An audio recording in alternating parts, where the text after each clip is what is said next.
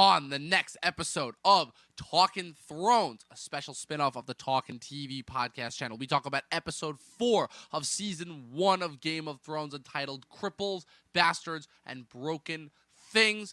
Tyrion has a little run-in with Bran. Ned begins some investigating. Daenerys begins to find out that she's not as weak as she previously thought, and Catelyn gains a major victory by the end, as certain more mysteries are revealed. Pat, do you have anything to say before we get started on this one? Just enjoy talking TV. I'm gonna, not touch the jokes here because I don't want to be insensitive. This is a loaded title. The title does it for itself, indeed. All of this and more on tonight's episode of Talkin Thrones.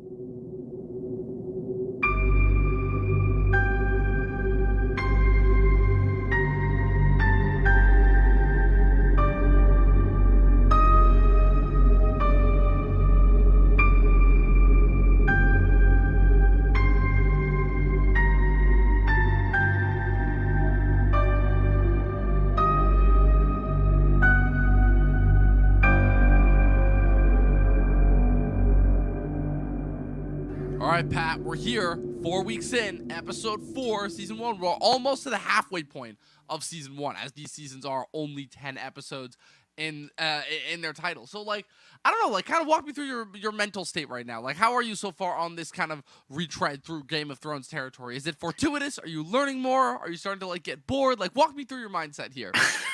Dom, I will say that I am enjoying the world more. All the lore, and this is mainly because you keep telling me about it, and it's like, oh, I must have missed a lot of this, either watching it. Well, that's what I mean. That's the beauty of it, because again, people who watch the show will only get a certain amount, because there was only a certain amount, honestly, that the show was able to divulge without it feeling like exposition material, right? But then you have the rich text of the books, which just helps flesh out so much more material that you're like, Jesus, they could have given 20 episodes each to this show just in order to give it just that much more rich subtext and backstory. That's how much there is that goes into the show, just lore-wise. Yeah, I think the show, and this is where we're, early on in the show, so basically we're getting all the exposition, and some of the episodes are not as exciting as I would hope they would be, but that's because the excitement comes a little bit later. I'm not saying that these episodes aren't bad, it's just the first couple episodes, you have to have a lot of things set up, and sometimes it's not exactly the most exciting, delivery. Yes, to say the least. Unfortunately, Game of Thrones has a very methodical pace to it. It is the one that really kind of set the show and allowed it to start to have the record that it did. And we're going to be covering all of that and more on tonight's episode. Episode 4 of season 1, entitled Cripples, Bastards, and Broken Things, directed by Brian Kirk, the second of the 3 episodes that he directed for season 1, and written. This is the first episode written by a series mainstay, Bryan Cogman. Bryan Cogman was a writer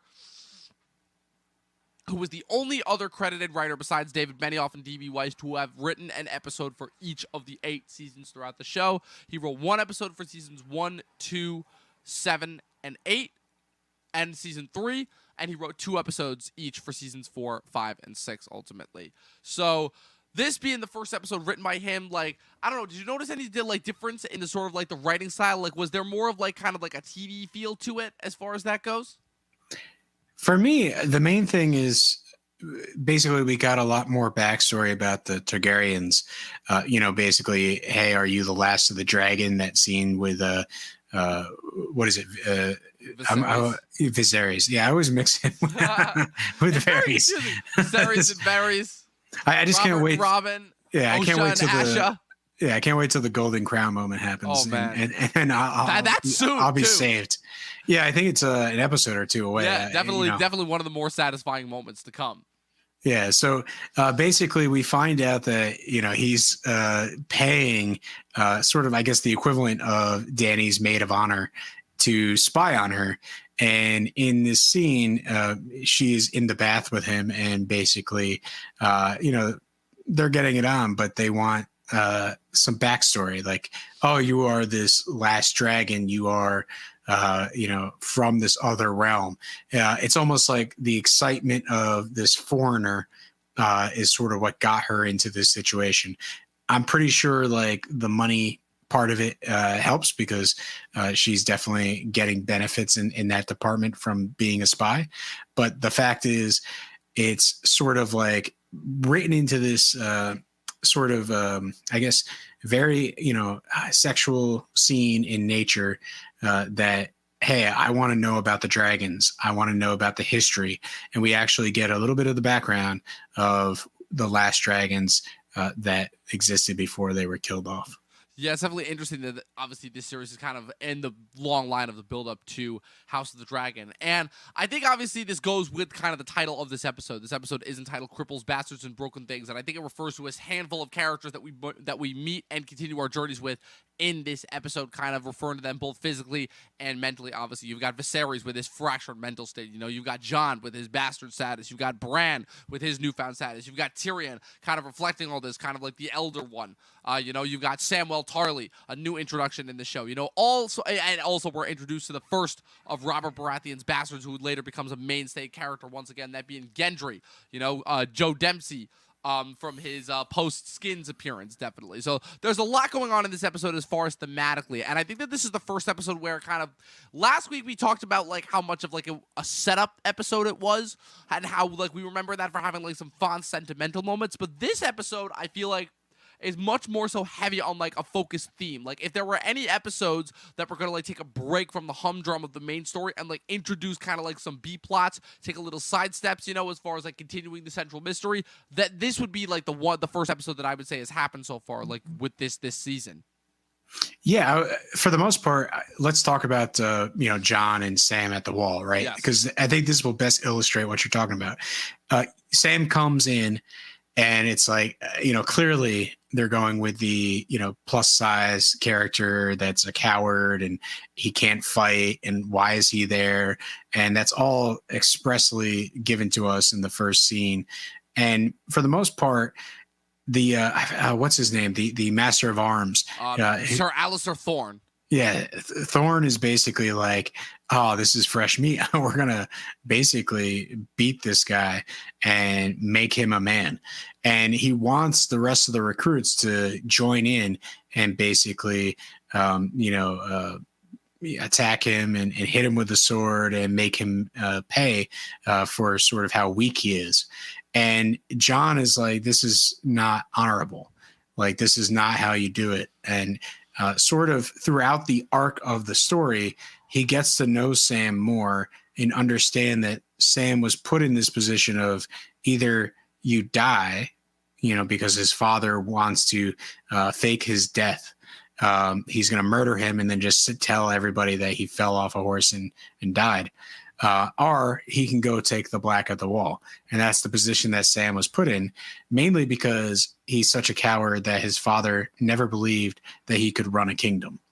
And so that's where, again, a lot of our characters start at the very like rock bottom. But Jon identifies with Sam. He's going to help him out.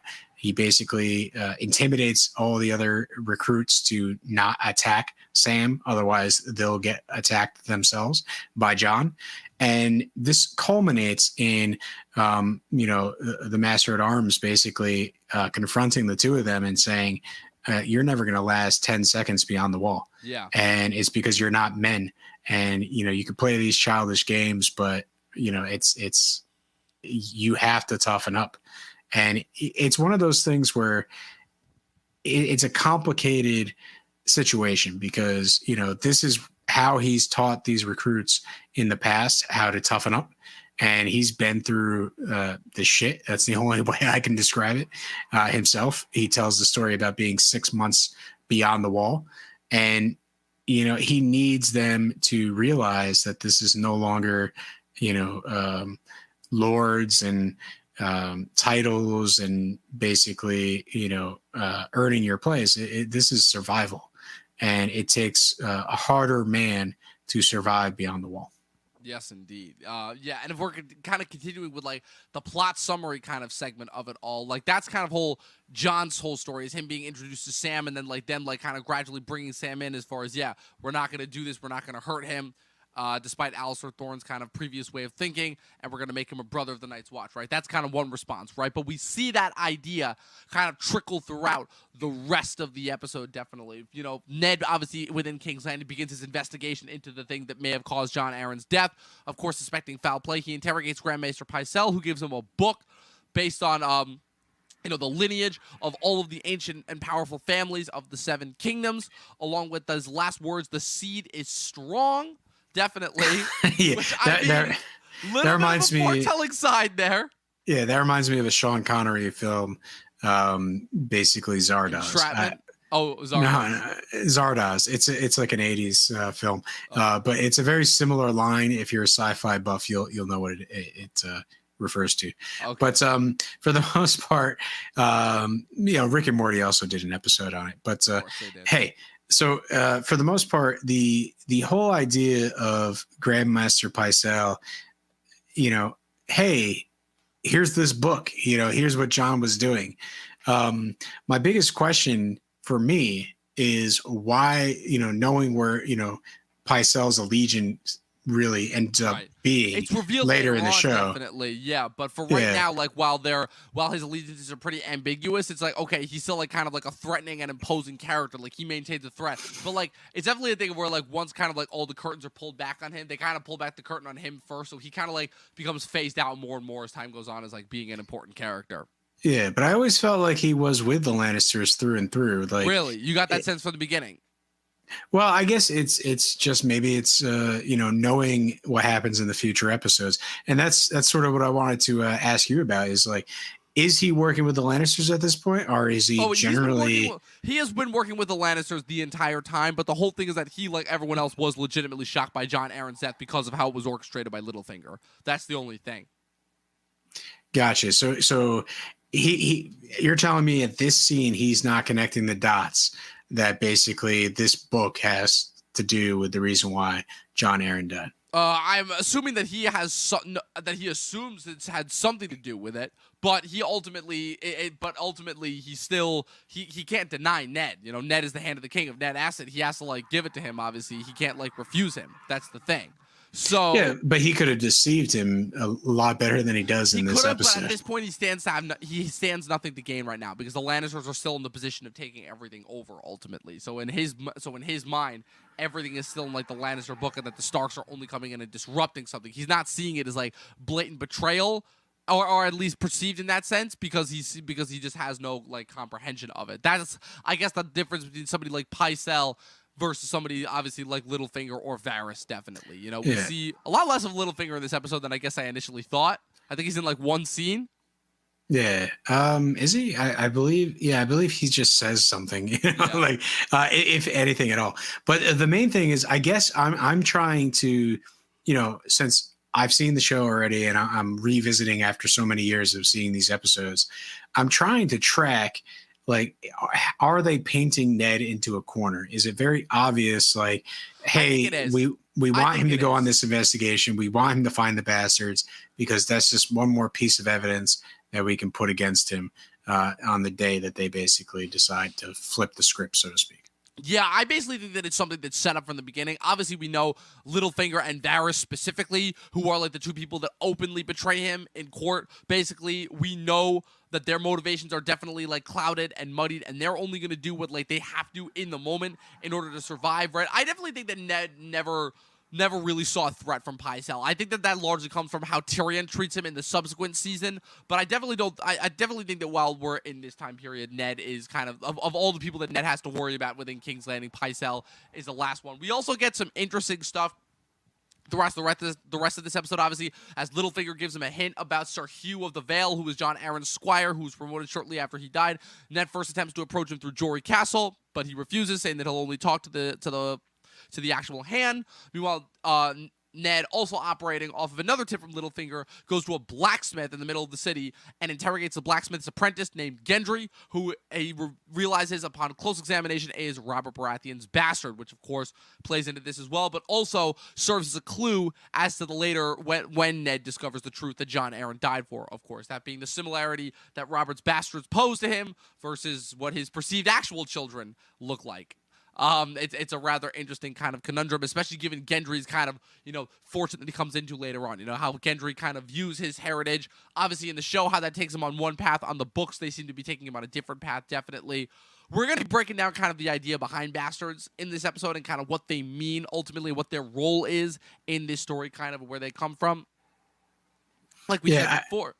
What were you going to say? Yeah, before we do that, the one question I have is that joust, right? Because they've been talking about this joust from the whole thing. And you mentioned Jon Arryn's squire, and he is the character that, this joust ain't going to be just a friendly game. A back and forth. Yeah, it's the Mountain versus Jon Arryn's squire, yes. And we end with basically a shard of wood stabbed into the throat of Jon Arryn's squire. Yes, and very much dead.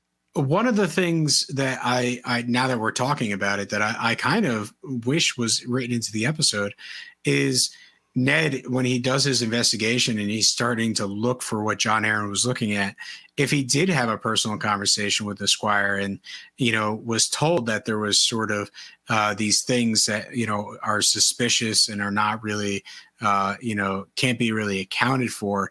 If some of it was sort of given to him from Jon Arryn's sort of, court or, knights or whatever we want to call them, basically that would lead to the joust being a little more important because now he's killed in battle in, sort of this game.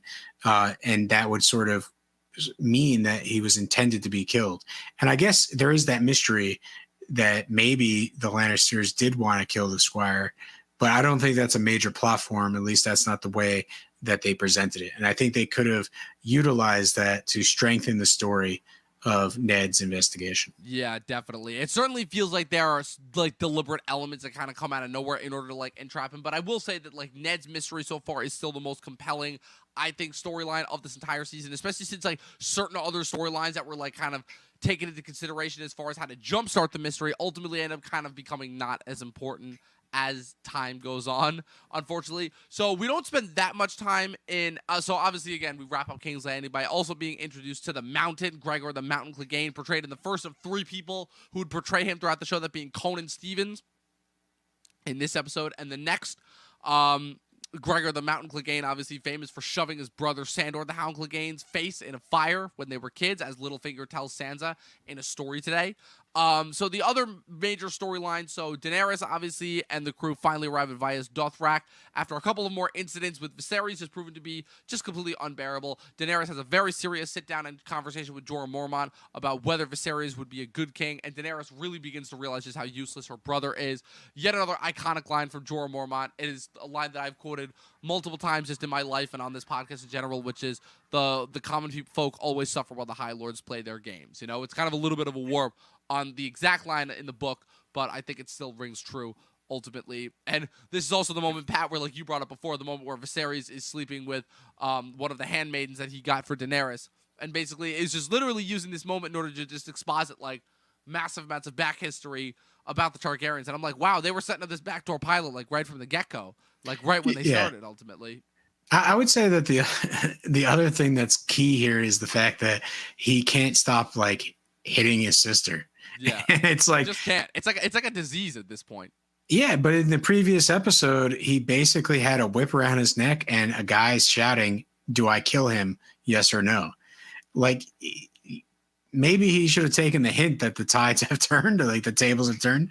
It's one of those things where she has to directly slap him, I think with some chains and say, "Listen, the next time you touch me, you're going to lose those hands." Yeah. And I think that it obviously is setting up for his ultimate destiny. But for the most part, it's we get to see Dany really climb up out of that hole for the first time and feel empowered.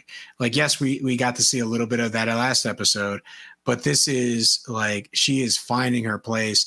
It's complete. That scene with Jorah that you mentioned, basically she is going to be a leader. And at this point in the story, she believes it's going to be with her husband, Jason Momoa. I mean, when you make it sound like that, it's not the worst choice at all, ultimately. But Yeah, do you think he could have used his real name instead of Khal Drogo? Maybe. I mean, it would have made for a completely different show. Ultimately, I felt like it would have been more like he would have just been like, "Oh man, you want to be my wife?" Just like that the whole time, with like his surfer dude lingo. A lot more hoorah from the Josh Whedon cut. I thought it was my man ultimately. Oh yeah, my man. Yeah, my man. That's what he said. That's right. I'm glad those lines got cut. Anyway, that's the type of dialogue that we're talking about here. But yeah, so two other storylines, obviously, that we have to talk about. Obviously, Bran waking up and being, we meet Hodor for the first time. Obviously, DJ Christian Nairn, who would obviously portray the character for the next 5 seasons, brings Bran down to the main hall where Tyrion has arrived from Winterfell, back from the Wall. Tyrion has a very tense one-off with Robb, who still does not trust him, obviously, but Tyrion successfully gives Bran some plans in order for them to design a harness that will allow him to ride a horse, ultimately, which is, of course, where he utters the line that is synonymous with the title here. Obviously, I've always had a soft spot for cripples, bastards, and broken things. And then another fantastic line when Bran says, "I'm not a cripple." And then Tyrion says, "Well, then I'm not a dwarf. My Lord Father will be overjoyed." Just more clever little one-liners from Tyrion that just are absolute gold. And that ultimately kind of leads us into where we end this episode, which is where Tyrion, after deciding to forego Robb's invitation to stay in Winterfell, decides to ride directly south, arrives at a tavern roughly set just south of the Neck. Ultimately, it just so happens to be the same tavern that Catelyn Stark is staying in on her way back from King's Landing, and Catelyn is ultimately able to rally the forces that are all sitting there, who all happen to be loyal to her father, Hoster Tully, the liege lord of the Riverlands, and ultimately has Tyrion arrested, which closes off this very, I would say, even though kind of it feels relatively low stakes, relatively high stakes, and tense episode. Ultimately, there are moments that feel like they're earned, moments that feel like they're taken away, but it ultimately feels like the characters are still getting somewhere, getting to a specific place. Yeah, no, I feel like there's a lot of cool things that happen. Like, Sansa is this is another peppering in of sort of the lineage of the kingdom. Like, she's being told like what's going to happen with her and Joffrey and their kids and who's going to take over. But that leads into a conversation about the Mad King and what happened to her sort of family right there in the throne room. And so we get the peppering in of the past.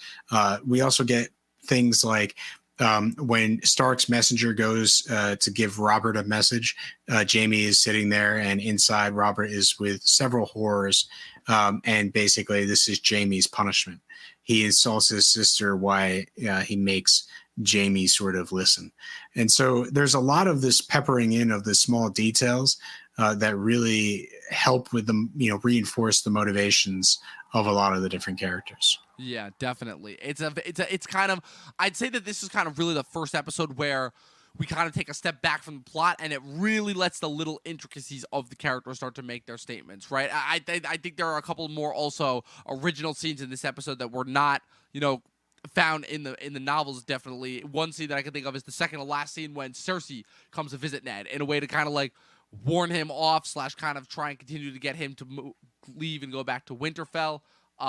Which is where she kind of says, "Oh, you're only a soldier. You only act one way," because Ned is very cold, obviously, to her and very, very one note. But they also just throw off kind of thinly veiled threats at each other, continuing to build up their rivalry, which also, again, just continues to give us these little moments in context that continue to set up for events to come, and also, flesh out the characters thematically as far as that goes. And speaking of characters, most definitely. So it's really weird because I could have sworn I remembered this character having more of an impact in this episode than when I originally remembered. Obviously, he's a character who, I don't know, based on reading the books, it definitely felt like this was a guy who, okay, if there was ever one guy that was going to survive all of this and actually have a chance of taking it over, it would be this guy.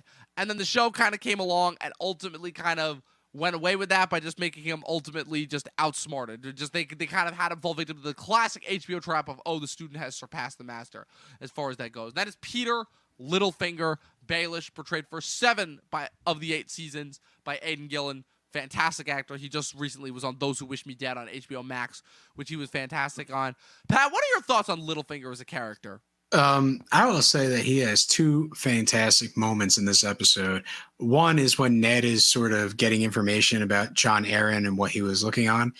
Basically, Ned tells him, I didn't trust you at first when I arrived, and his response is, that's the smartest thing, trusting me is the smartest thing you did since you got off your horse in King's Landing. And, I think that really says a lot about how Littlefinger plays the game. He's very open. He's sort of very honest, but he's also very secretive and cunning. And he basically knows how to play both sides. It's about charming everybody, but at the same time, letting them know that, he's only a temporary ally at any given moment. And so I think that just like is a lot of characterization for Littlefinger right off the bat. And it's done so well. It's done perfectly by the actor. And, it's just fantastic. And the other one is that story that he tells Sansa about the mountain. Obviously he's telling this story, this gruesome story, and it really is serving the purpose of hyping up the mountain, right? We're seeing this joust. We're seeing this bloody death that takes place. And to really show the mountain as a ruthless killer, we basically need this backstory of putting the hound in the fire. But at the same time, it's very subtle, but he is sort of getting Sansa attached to him. Like it's almost like, hey, I'm going to tell you these scary stories, but I'm almost going to later on. Yeah, but it's like, I'm going to tell you how things really are.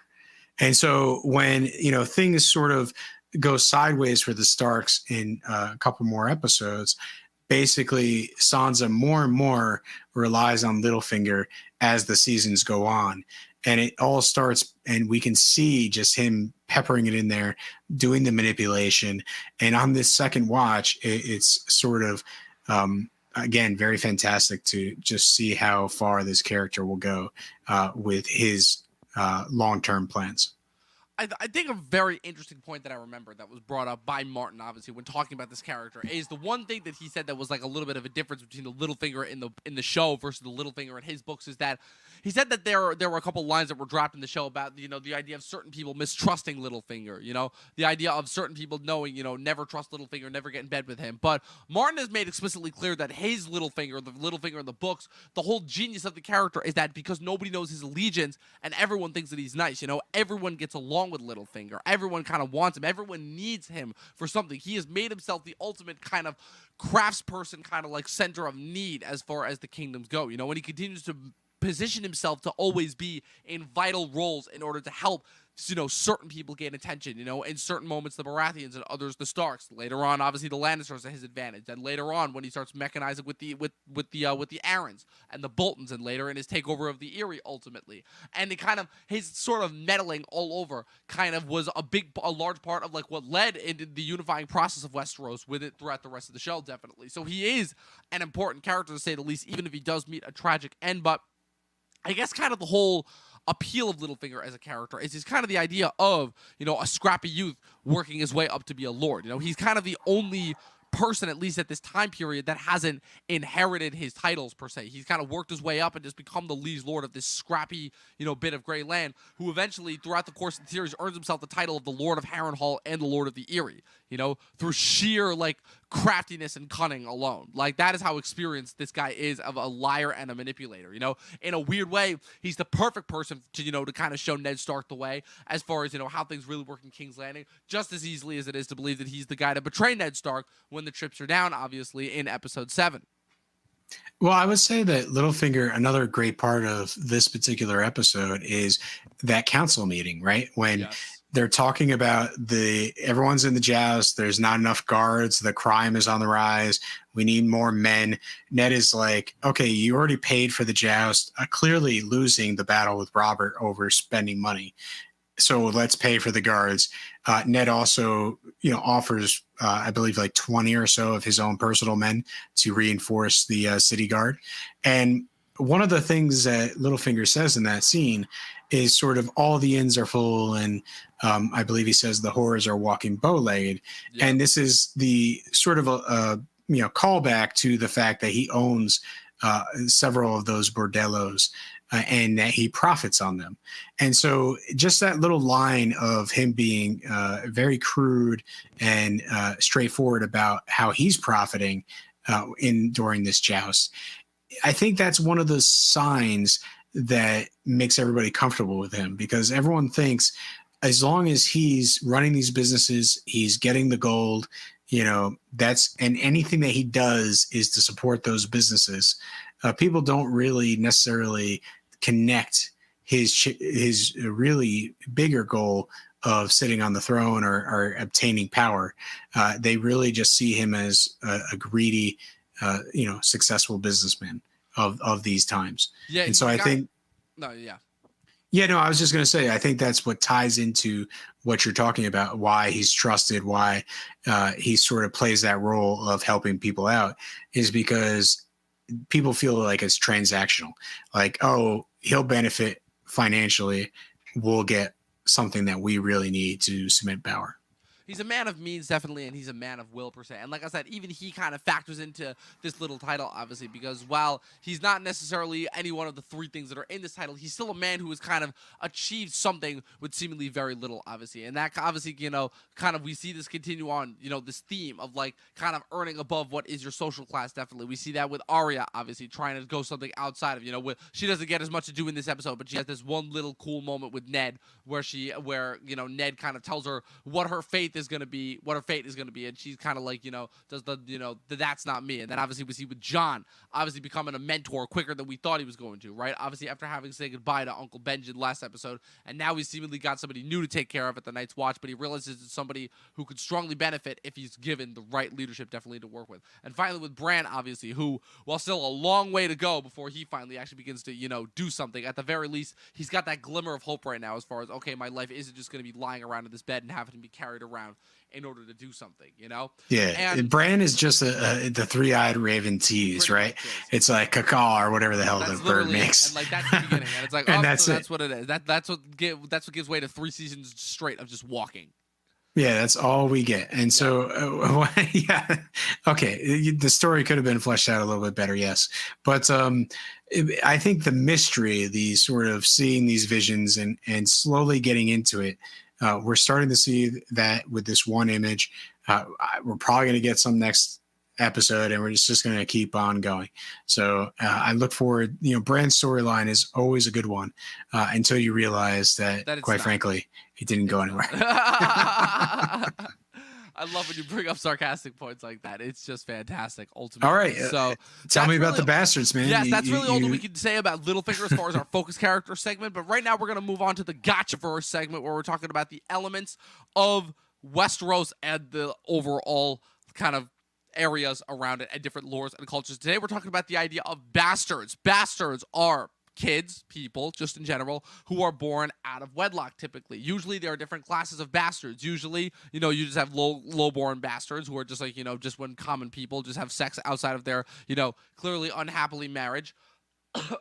Then you have like kind of mid-level. Dom, I don't know if there's clear evidence of that in this show. This is true. I agree with it just happens. But the most common reference to bastards within the show and within this universe is really with children that High Lords have out of wedlock. Because if there's one thing that we have learned in Game of Thrones, it is that High Lords are not nearly as kind of celibate as they're kind of supposed to be once they, take their marriage vows. They usually, especially in the case of Robert Baratheon, they usually have affairs outside of their marriage. Sometimes children from before they became lords, ultimately from some of their earlier dalliances. And ultimately, obviously, we have the most famous bastard on the show, Jon Snow, who was, of course, later revealed to be not a bastard. But the interesting thing, right, is that bastards can still kind of make their way up and achieve seats of power, obviously. Jon chose to do it outside of his family, but later on, we obviously see with the aptly titled Ramsay Snow, later on to, christen Ramsay Bolton, and he eventually takes over as Lord of Winterfell, or in this case, Lord of the House Bolton from his dad, definitely. The way that the correlation line works is that even though bastards can sometimes be raised with royal families to whom they are born, they will never possess the same last name. Instead, bastards, specifically that of royal households, are given different last names from their families in order to kind of all group them together and differentiate them as bastards, kind of like a naming classifying system, So, for example, a bastard born in the north gets the last name of Snow. The Eyrie, Stone, Riverlands, Rivers, the Westerlands, Hill, the Iron Islands, Pike, the Stormlands, Storm, the Crownlands, Waters, Reach, the Reach,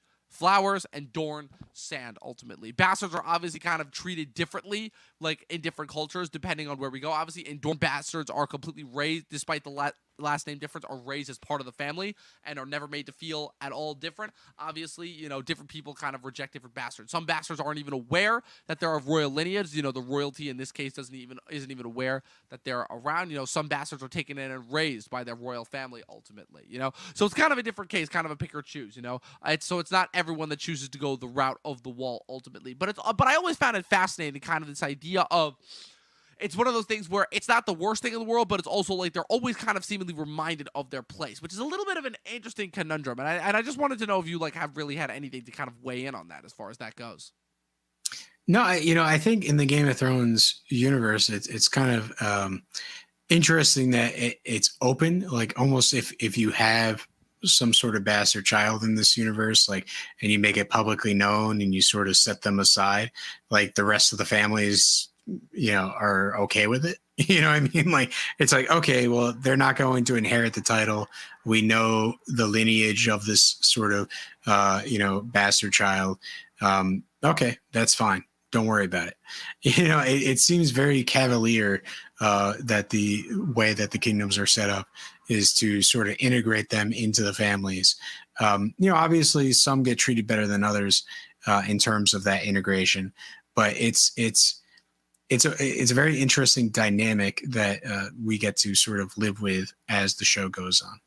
Yeah, and like you said, it's definitely interesting kind of seeing how different family members treat them, obviously. Jon, obviously, with the exception of Cat, was loved and respected by every single member of the Starks. Arya looks up at him as his big brother. Robb sees him as an equal, ultimately. And so that's kind of interesting, viewing the difference between him versus someone like Gendry, who at that time doesn't even know that he's a bastard, doesn't even know his royal lineage. The only reason why is because Jon Arryn is going around to investigate, all of Robert's bastards, who is revealed in the second season premiere, when we see, obviously, Robert has 14 bastards, known bastards, throughout the city. Robert Baratheon, obviously a man of large appetites all around, to say the least.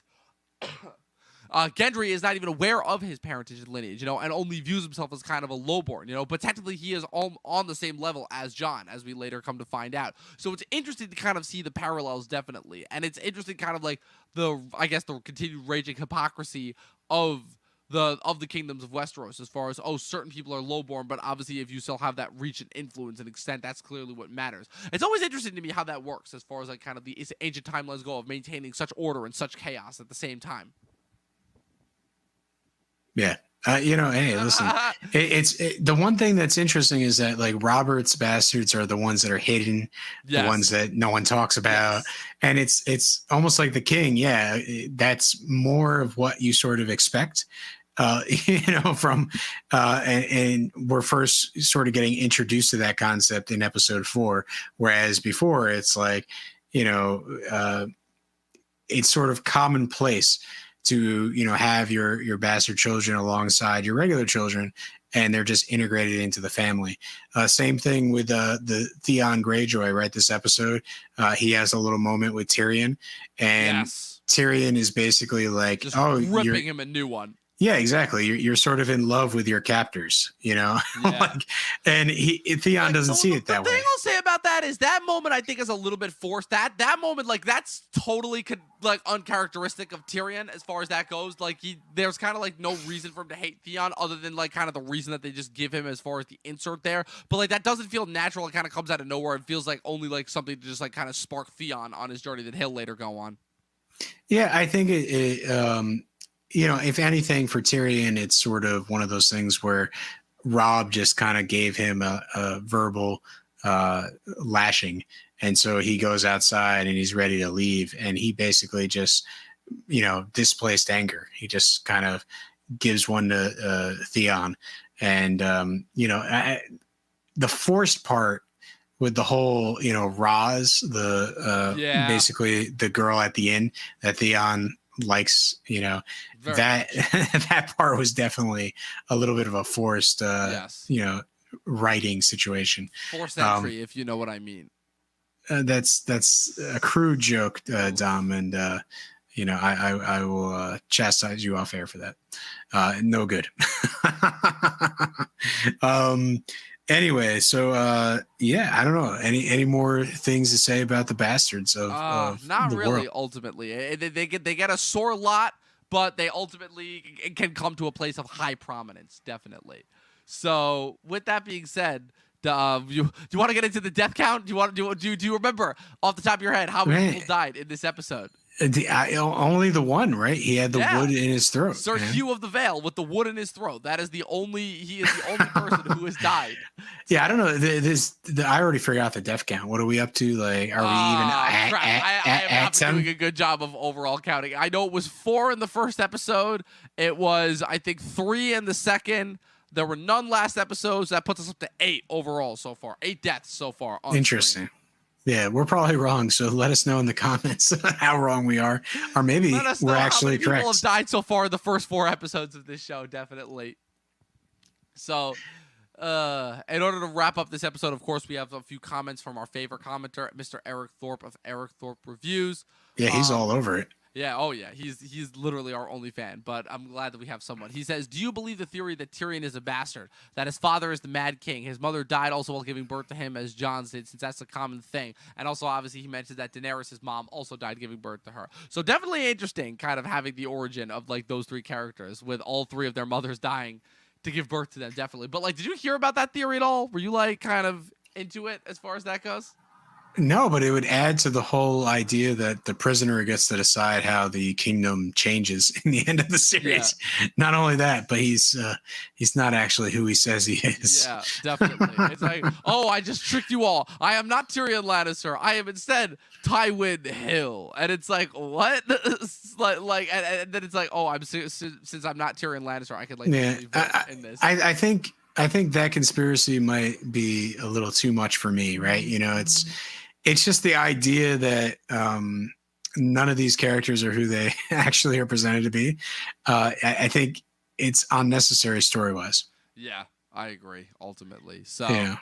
Eric, don't read too much into that one. Yeah. So, with that being said, Pat, final thoughts on this episode? I don't know. Listen, I thought the episode was definitely watchable. It's gave me a little glimpse into the backstory.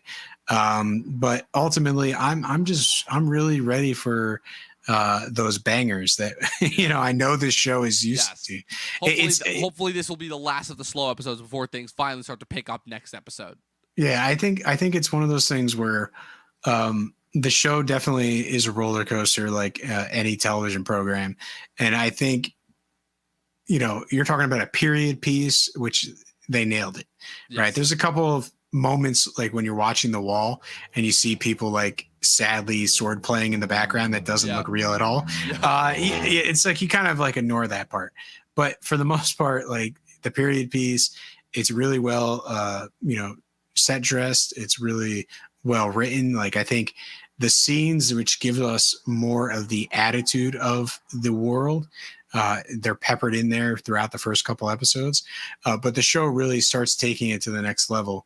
And once it gets to that level, it keeps going and going and going. And I think, start off slow for sure.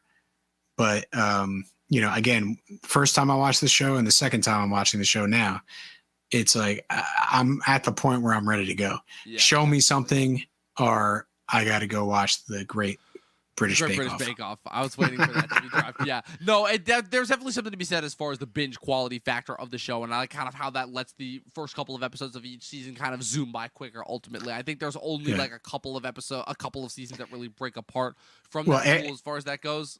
Eric likes the slow burn. He just said so in the comments. And I agree. I like the slow burn as well. But, I think it's one of those things where I'm ready to go. In a TV show, I don't want to sit around. Also, like when I was growing up, it was basically like 23 episode seasons. Yeah. You had to wait like a whole entire year to see all 23, and it just dragged on and on and on. Yep. They're great episodes. But like West Wing much? Oh, West Wing is, fantastically long episodes, but they're all good. But for the most part, I'm just going to say that it's one of those things where we're 10 episodes. We want them to be tight. We want them to be awesome all the time. Yes. At least I do. And I can agree with, it doesn't have to be hit over the head, violent, action. Right. All the time. But there's going to be so many scenes that we come across as we rewatch this that it's like, this small scene is tightly written, well acted, perfectly placed at the show. Like right now, we're just getting the setup, and it's a lot of information. It's a lot of awesome stuff. But there are so many slow burn scenes later on that are key and like really get you to think. And I can't wait till we stumble across those. Yes, indeed. Ultimately, it's going to be a fascinating run as we continue to go on. And ultimately, at the end of the day, Cripples, Bastards, and Broken Things, I think, while a more character and subliminal episode, I think it offered some interesting and kind of, forward-moving tidbits as far as, continuing to flesh out the world while continuing to get us deeper and deeper into this story.